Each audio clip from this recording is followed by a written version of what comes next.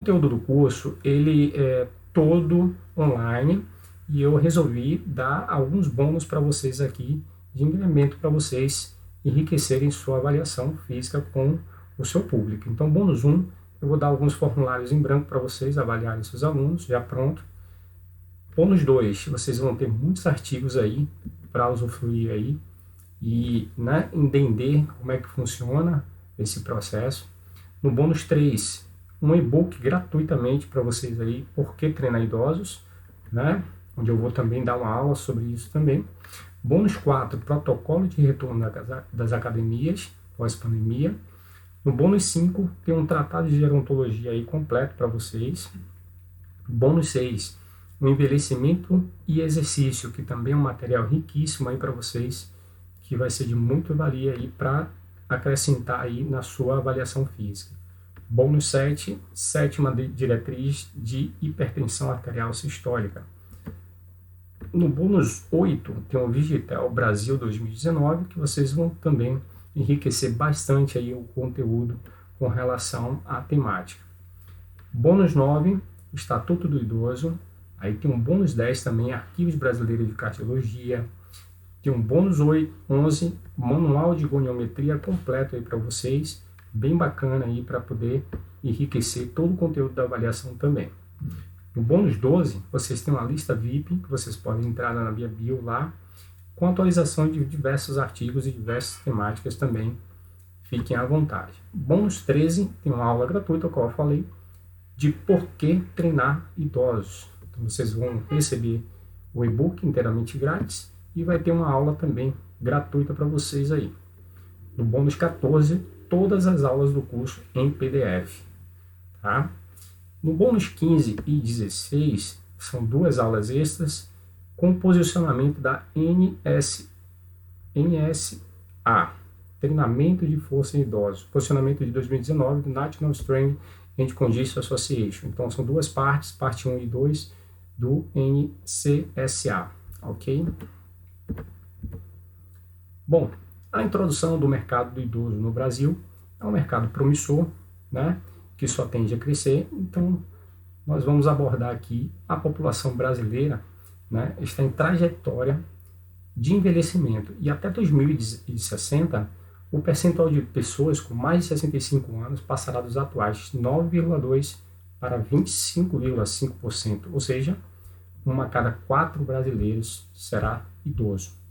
Então, olha só que tamanho essa proporção vai tomar com relação ao crescimento desse público. Para que a gente esteja preparado para esse público, é preciso aprofundar os conhecimentos. E é o que aponta a projeção divulgada pelo Instituto Brasileiro de Geografia e Estatística, o IBGE.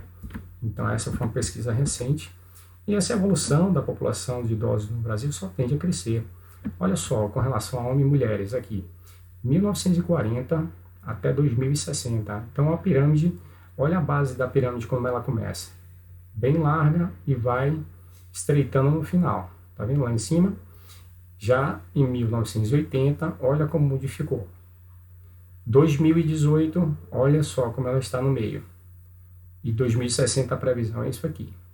Então, será que o mercado está crescendo e vai crescer muito mais ainda? Então, nós temos que nos preparar. Essa evolução da população de idosos no Brasil, né, tem algumas perspectivas. E para a professora Rosalina Rodrigues, da USP, né, Escola de Enfermagem de Ribeirão Preto, na USP, ela analisou isso e a partir de 94 foi um marco no Brasil com a Política Nacional do Idoso. Mas só em 99 que surgiu a Política Nacional do Idoso, que fosse atendido, né, a questão de forma planejada para a sua saúde. E só em 2003 que tivemos o Estatuto do Idoso, que descreve todos os direitos do idoso. Já em 2017, que o governo do ex-presidente Michel Temer para o idoso que tem mais de 80 anos. Então, ela cresceu aí um pouco, já que o Brasil está crescendo exponencialmente nesse aspecto. Então, tem muito ainda o que mudar e evoluir com relação a essa temática. A evolução da população de idosos no Brasil até 2050. Então, tem outro gráfico aqui que o IBGE mostra, né, com relação ao ano de 2050. Nós abordamos aqui até 2060 e agora tem na população mais 60 até 2050. Observe que no período, né, que nós estamos aqui exponencialmente nesse trecho aqui. Então, observe que só vai crescer até 2050. Estamos em desenvolvimento, ok? Então, o público aí realmente vai crescer assustadoramente.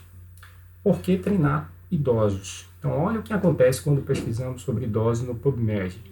Nos últimos anos, como aumentou o número de pesquisas sobre o tema? Por que será?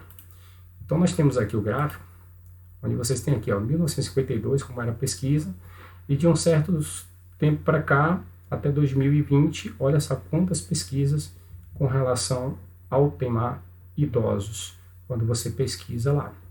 Então, mais uma evidência para vocês, ok?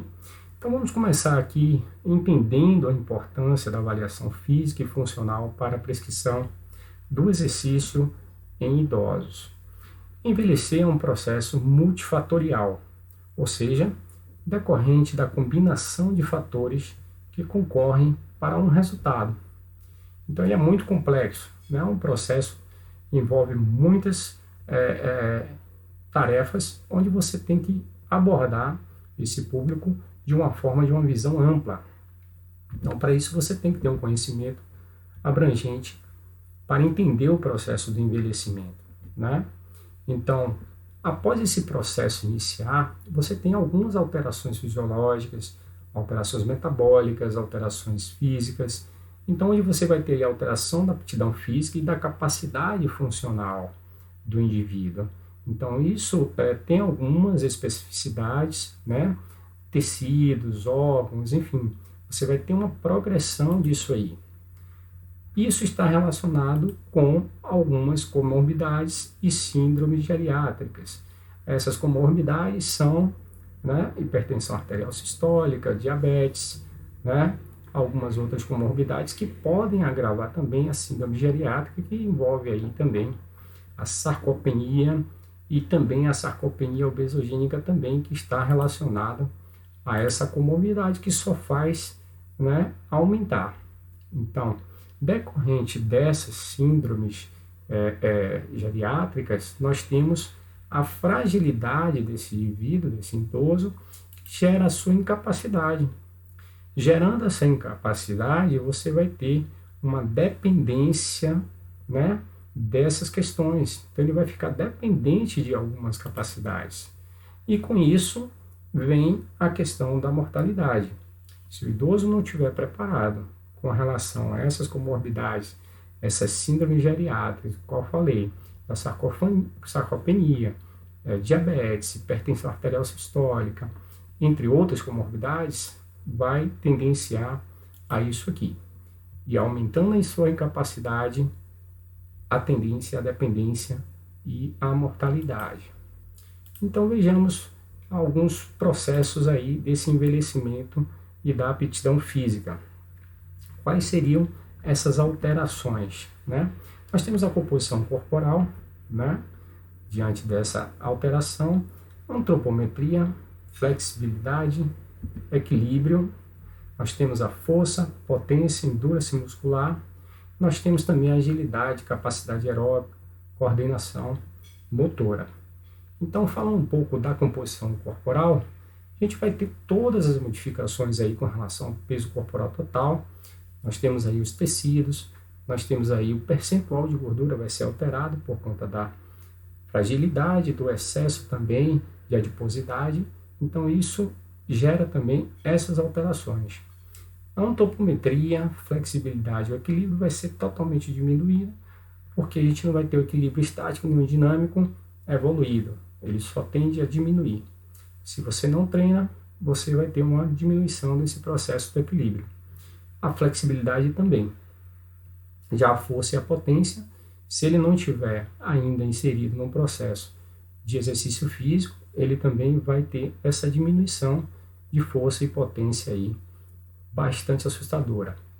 Já a coordenação está ligada também a esse processo de sarcopenia e destreinamento também que vai gerar esse processo.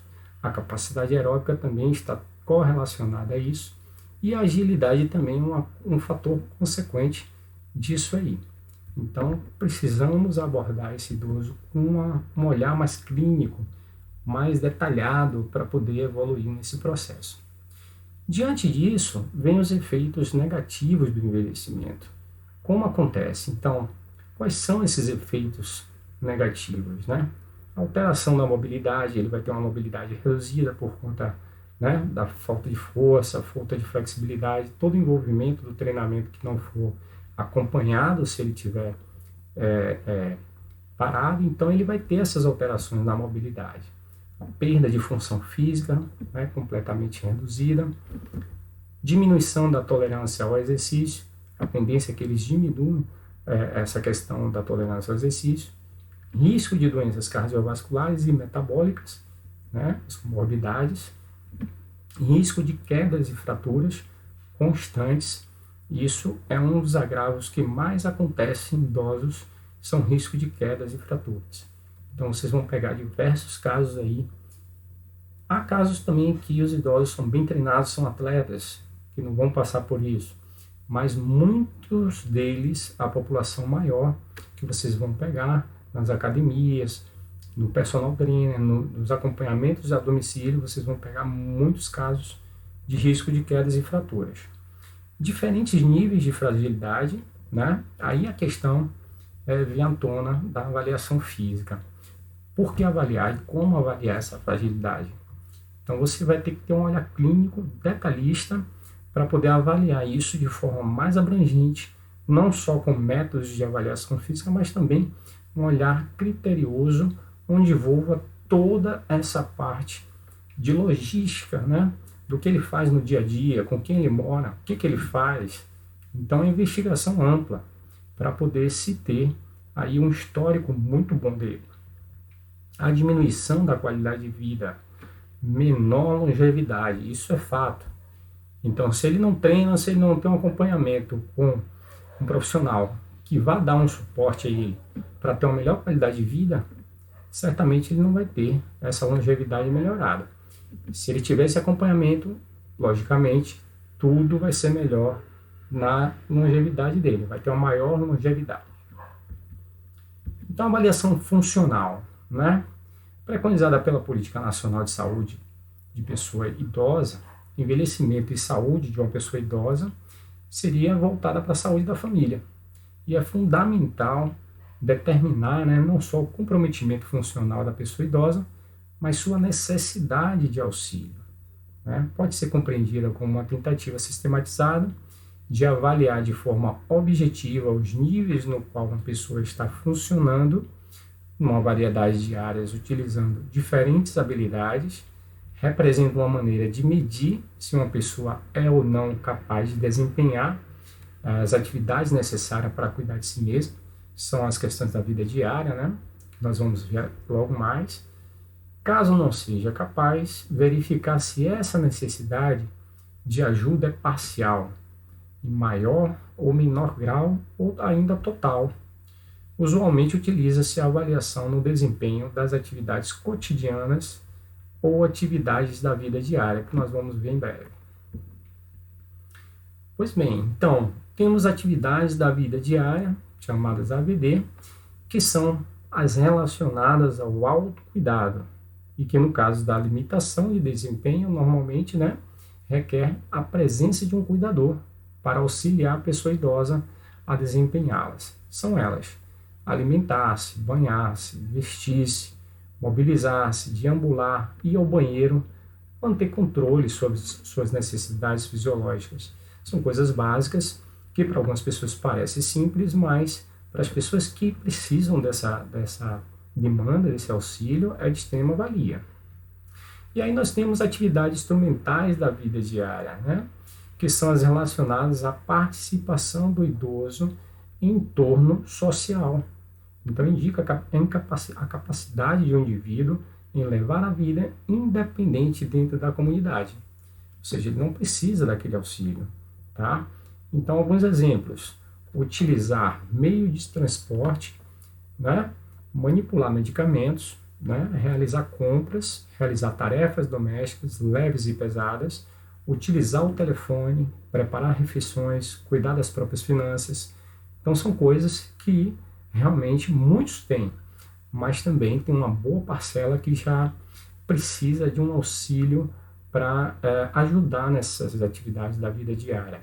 E nós, como educadores, também temos esse papel de estar orientando não só o próprio idoso, como outras pessoas a melhorar essa atividade da vida diária dele.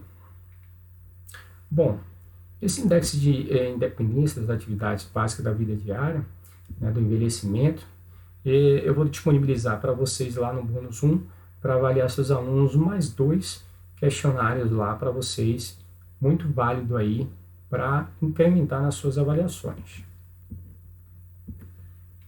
3 pontos principais que eu quero citar para vocês aqui. Tá? O primeiro, nós sabemos que o tempo é implacável. Não temos como parar o tempo. Né? Então, nós temos que trabalhar esse idoso, essa população, para que ele tenha, como eu falei anteriormente, uma longevidade, uma longa vida, ter uma praticidade em aumentar esse tempo e que seja prazeroso para ele. Tá? E segundo ponto, como entender esse processo? Como nós vamos prescrever, como nós vamos entender esse processo para que essa prescrição, essa avaliação seja também viável na prática? Terceiro, qual a necessidade de cada nível funcional? Como eu falei, cada nível você tem que analisar a especificidade. Então não adianta você fazer uma avaliação física e botar qualquer treino para esse idoso, essa população. Então precisamos ver realmente qual a necessidade de cada funcionalidade. O que é que ele precisa? De força? De potência? De flexibilidade? O que é que ele precisa? Coordenação motora? Então a gente vai entender esse processo aí. Então o tempo é implacável, né? O envelhecimento é inevitável, a taxa de perda linear vai acontecer. Então de 30 até 70 anos nós temos aí mais de 445 variáveis em 13 órgãos do sistema. E isso é um processo que vai acontecer com todos nós ao ano aí em torno de 0,66% ao ano. Então, temos aí um processo de variabilidade, onde nós vamos entender a aptidão física, a capacidade funcional nesse contexto de variabilidade. Ou seja, nós temos aí o fator genético, né, que já vem com o indivíduo às vezes já traz alguma patologia associada. Tem o fator da idade, né, que influencia realmente na questão da aptidão física, da capacidade funcional. Temos idosos, como por exemplo, da mesma idade, que ele pode ter a questão da mobilidade diferenciada, ter que ter mais força do que o outro idoso, ter mais capacidade, né, funcional do que o outro. Então vamos ter aí diversas variabilidades com relação a essas vertentes aí. A nutrição. Então a nutrição, tem alguns idosos que têm a nutrição muito rica, muito balanceada. Outros já não podem ter essa nutrição. Precisam de orientação. Como ter essa orientação? A composição corporal também é muito influenciada com relação à questão da aptidão física e capacidade funcional também. Aí a necessidade de se fazer avaliação física, tá? Atividade física propriamente dita, né? É prático isso aí. E o gênero, que influencia bastante também nesse contexto de variabilidade do envelhecimento. Vamos entender um pouco agora esse gráfico aqui, né, que mostra que há a questão da idade em função da infância, adolescência, adultez e a velhice. Tá? Nós temos aqui o limiar de incapacidade, tá, que mostra no gráfico, o envelhecimento aqui patológico, né, em vermelho aqui, descendo aqui quando certo. Passou da infância, sobe a adolescência, quando chega a adultez aqui, você vê que a variabilidade começa a declinar. Então são os fatores aí de comorbidades, né? Algumas vulnerabilidades que acontecem, onde vai diferenciar aí alguns indivíduos que tenham mais patologias, mais comorbidades, e ele vai tendenciar na velhice a diminuir, né? Essa variabilidade vai ter essas alterações. Já em outro público, ele vai ter também uma estabilidade, ele não vai descer tanto quanto outro público, entendeu? Então entra também o envelhecimento fisiológico nessa questão, que os mais treinados vai ter uma variabilidade mais estabilizada. Então essa incapacidade se dá ao fato de alguns destreinados e também com muitas comorbidades estarem tendenciando, né, aqui no gráfico, a descer mais aqui no gráfico aqui com relação à velhice. Ok? Então, entendendo um pouquinho mais esse processo da variabilidade do envelhecimento, esse envelhecimento ele está correlacionado a todas as alterações de aptidão física, de capacidade funcional, ou seja, sistemas, tecidos, né, órgãos, toda a capacidade do indivíduo aqui, de flexibilidade, potência, força, tudo envolve esse processo, né, de envelhecimento. Aí vai ter aí a sarcopenia, a questão da força, envolve também o equilíbrio, e aí você tem que entrar aí com esse processo de variabilidade entre indivíduos para poder fazer as alterações necessárias caso essa aptidão aconteça e a capacidade funcional também, para que nesse processo aí aconteçam as diferentes necessidades, ou seja, cada um vai ter um lado específico do seu objetivo.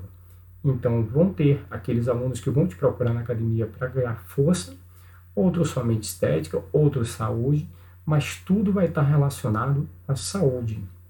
Então, todos os aspectos diferenciados, vocês têm que observar a necessidade desse indivíduo nesses aspectos gerais, para que essa progressão do treinamento seja um programa de exercício exemplar, voltado para o que ele quer, específico para o que ele quer.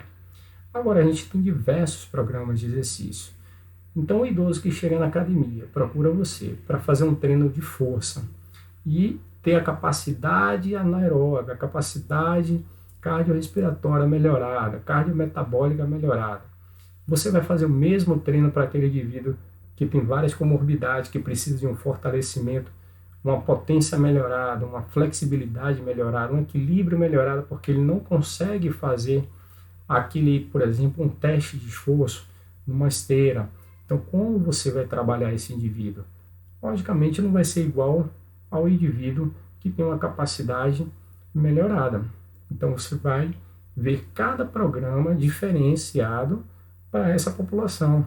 Aí sim, tem que se observar as necessidades de cada um para aplicar na prescrição do treinamento. Espero que vocês tenham gostado. Bons estudos e até a próxima aula.